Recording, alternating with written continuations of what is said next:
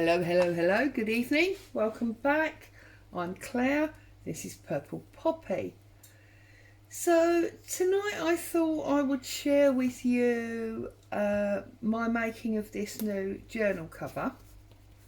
Now, a little while ago I did a video whereby we used this modelling paste and stencils. We didn't use this one because this is a new one that I've not had long, but we used, we definitely used the sugar and the hotel and those ones. Oops, I've just dropped all the stencils everywhere, I do apologise.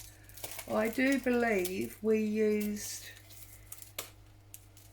this one, this sugar, and I think we used the lavender as well. And I showed you how it used very little modelling paste. This tub I feel is going to go on for almost forever. And we covered it with tissue paper and we made the hotel one into a journal cover.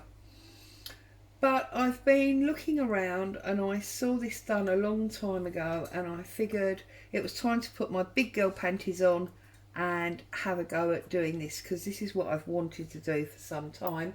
So I thought I'd bring you along and you could join in my success or failure. And if, like me, you've been wanting to do it for a while and been a bit of a, oh, I don't know, you can see how easy it is. So basically, I use this stencil, you can use any stencil you like, and the modelling paste, okay? And I took some craft card, and you can see there I stuck 2 layers together to get a nice stiff board. And I did that twice. So basically it was, in the UK, an A4 sheet that I chopped in half, and I stuck both halves together, okay? I then took a kitchen roll tube, or kitchen paper, whatever you want to call it. I used my masking tape to cover it on both sides to give it a little bit more rigidity. And then I've done some extended flaps to join it to my front and back cover.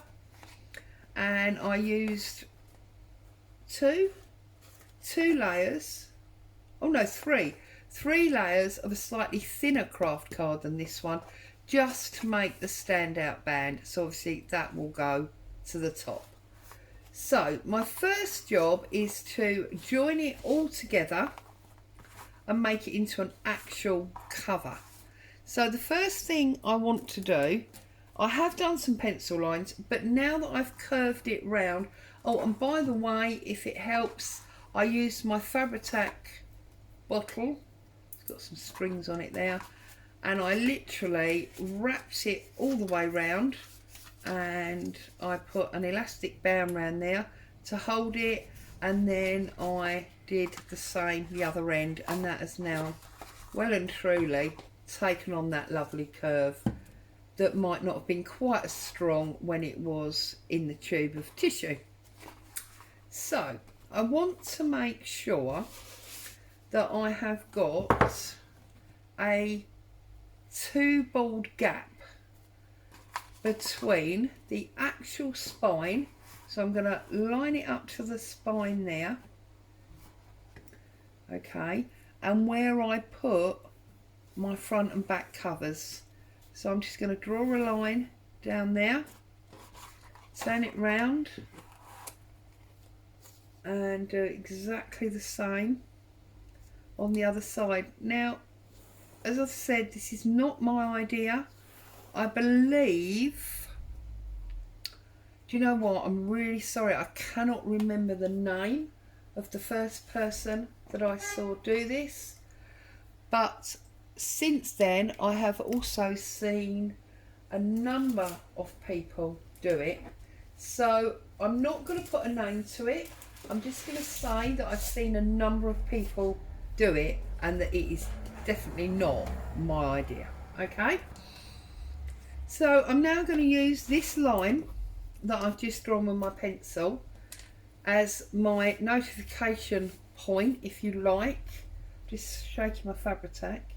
My notification point of where I want to glue up to, because of where I want to add my cover.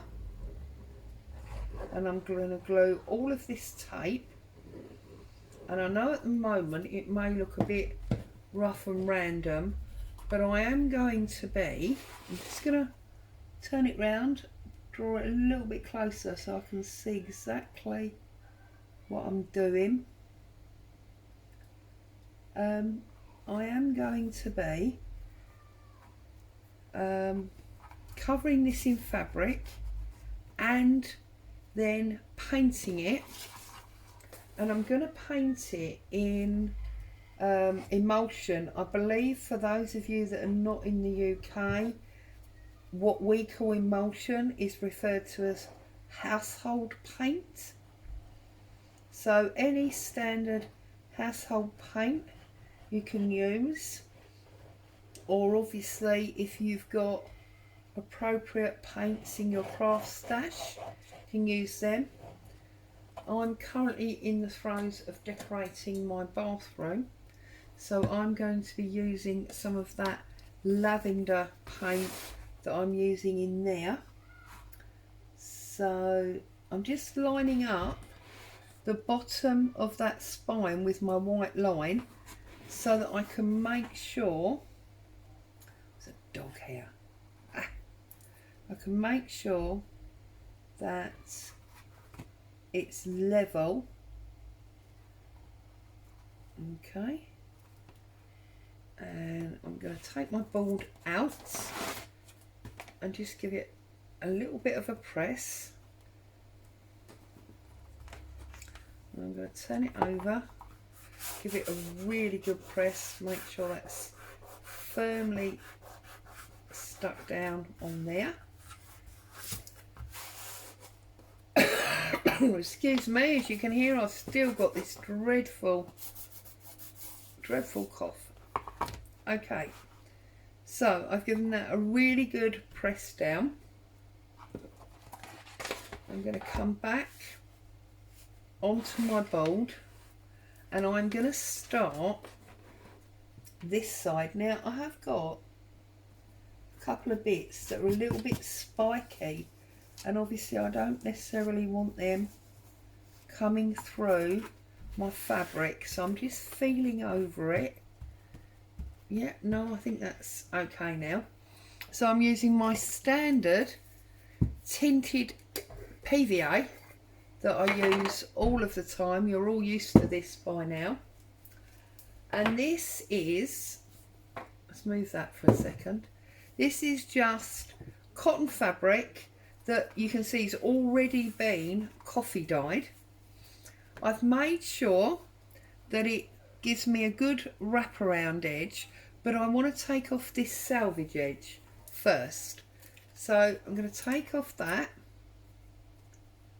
I'm just going to put a little snip and then tear, okay, all the way down. These, by the way, if you've never thought about it before, these make great ties, journal ties, if it's long enough. So I'm going to set that to one side. We don't like to waste anything if we can help it. Right, so as you can see, I've still got plenty of overhang. So I now want to make sure I've got the same sort of overhang all the way across. So I'm just roughly pressing down, and now I want to snip it about there. So I've got my snip and I can do my tear. So this is excess that can now go in my scraps box, and now we've got this piece. So let's just get rid of all these extra cottons, because we don't want the extra cottons and we want this. Okay, so obviously once I get this on, the glue is going to need to dry, and I will come back and paint it and seal the underside at a later date. So because this fabric is all but see-through, I can see where the actual journal cover is positioned. So I feel like that is nice and central. So what I'm going to do is I'm going to lift this back and I'm going to use my normal paintbrush and I'm going to apply glue all the way across the top surface of this board. Now I have noticed in the past that sometimes this board can suck up the glue because obviously it's a porous surface, so you do need to make sure that you put plenty of glue on. We don't worry if the glue comes through the fabric that we're applying, because obviously we're going to be painting it. Okay, so I'm going to rest my brush there and then I'm just going to bring this back across. Okay, so I'm going to run my finger down there, make sure that that is straight. Okay, and I'm going to press down. Okay, and then I'm going to take my brush and I'm going to, as exactly the same as we did with the tissue paper, I'm now applying more glue and I'm pressing it in to my pattern that's underneath. And the reason we're doing this, I'm sorry if I'm jogging the table and the camera, is because we want to make sure we have got good definition on our design that is underneath. Okay, we've gone to all this work, we want to make sure that it can be seen.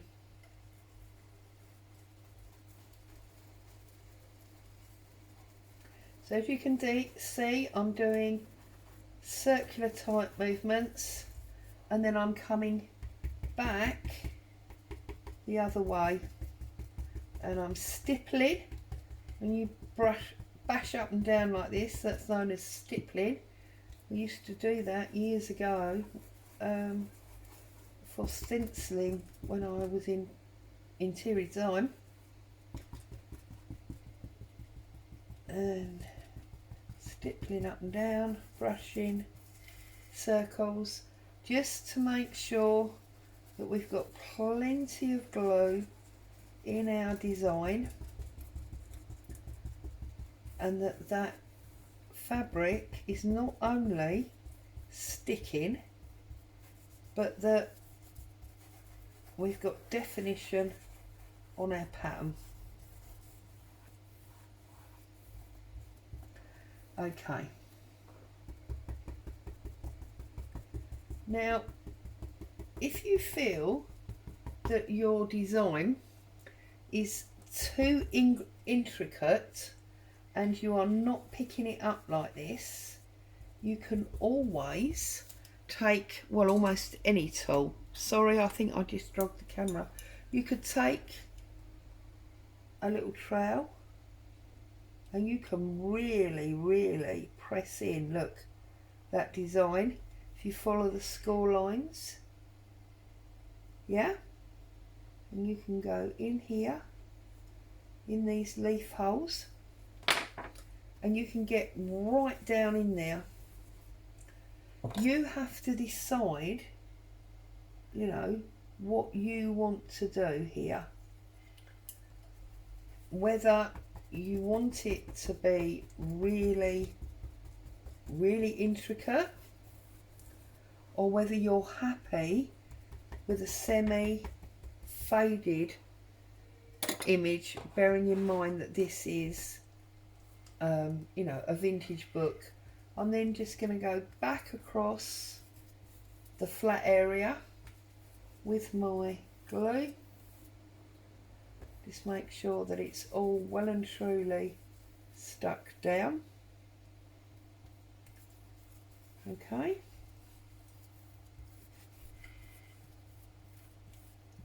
Like this. And then I'm going to swap sides. So I'm going to spin it round like that, because obviously you're watching. I'm going to lift this back to where it is there, and I'm going to apply lots of glue in that groove. Now, to me, that hinge groove is one of the most critical points. You also need to make sure that you get right in that raised area. Okay, normal bit of glue there, normal down that area of the spine. Okay, and then I'm gonna bring my fabric back over again, and to make sure that it's well and truly in there, I'm taking my bone folder and I'm going all the way down. I want to make sure that it's well and truly in there. Okay, and then we want to make sure that it is going right in to our band that's there. Look, right into that band. I'm using my fingernails.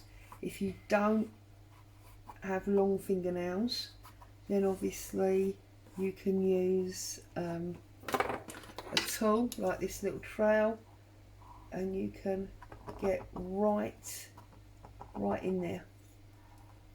Okay, make sure it's right in that groove.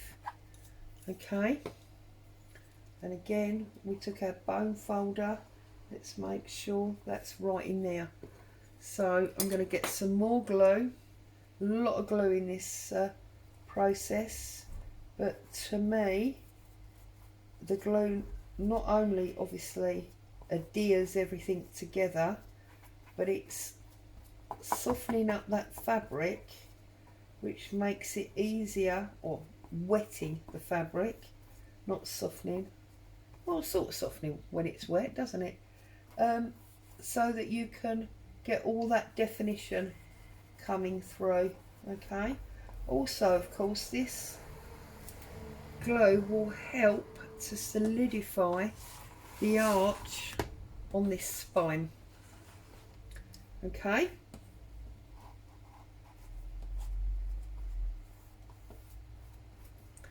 right, so then we'll lift it back up. Okay, and get our glue back underneath. Plenty, trying to make sure I don't put glue all over my new table. Plenty of glue down that spine, and a little bit onto the side there.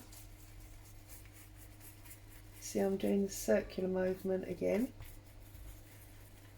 Okay, bring our cloth back down and bash it home with our brush. Okay, make sure it gets right in to those crevices.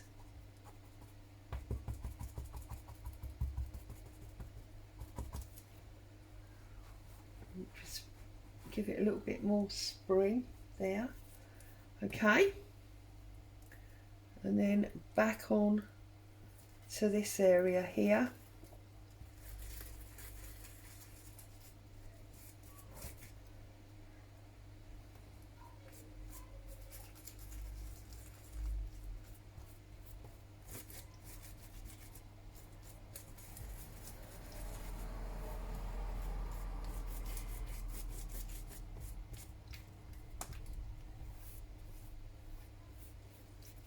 There we go. Okay, and bring our fabric back down, and again stipple at first like we did on the other side. little bit more glue. Now I'm using, as you can see, a regular flat paintbrush because it's what I had to hand. You can damage your brush stippling like this, which is why it is possible to purchase proper stippling brushes. The bristles are very short and very, very tightly pinched in to the metal part to make sure that you don't damage them. Now, if you don't have one and you have relatively cheap paintbrushes like this one is, then this works perfectly well. You can definitely do it like this. But if you're working with a brush that you particularly love or that's expensive, I wouldn't stipple with it. I really wouldn't. I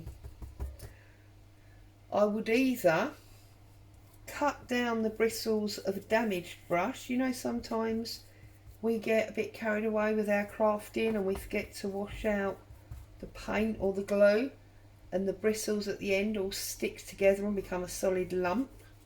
Well, you can cut that end off and just use the shortened stubbly bristles, and you will in effect, now can you see, I don't know if you can see that, I've actually created a fold in my fabric, which of course we don't want, so I'm just going to give that a little bit of a stretch, get rid of that fold.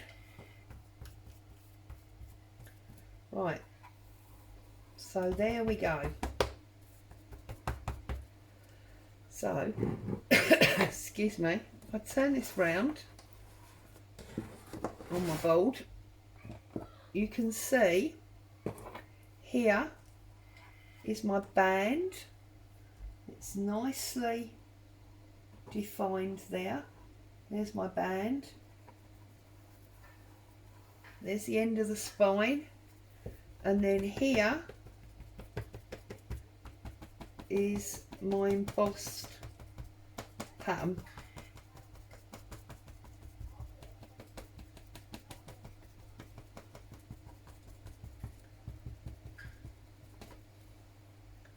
So there you go. This side is looking a little bit more pronounced. This side looks more pronounced than this one does. So I'm just going through trying to even them up a little bit more. And of course at the moment the only colour that is on this is the stain that I put into my glue and the coffee dye that was already on the fabric. So stand this up for a minute. Whoops, fold it over. You can now see, I think you can see that is going to be nicely embossed. There's my strip, and then there is my back. I'm going to lay it flat because we want it to dry. I don't want to fiddle with it too much while it's still wet. So there you go. That is how I am going to make this next journal cover. I thought I'd share it with you. We'll come back when it's dry and look at adding some colour and folding these edges under. So far, so good. I think we will see how that all dries up, but hopefully that's going to dry a treat. So there you go. Thank you for joining me. I hope you've enjoyed that, got a little bit of inspiration. Take care. Happy crafting. I'll see you again soon. Bye for now.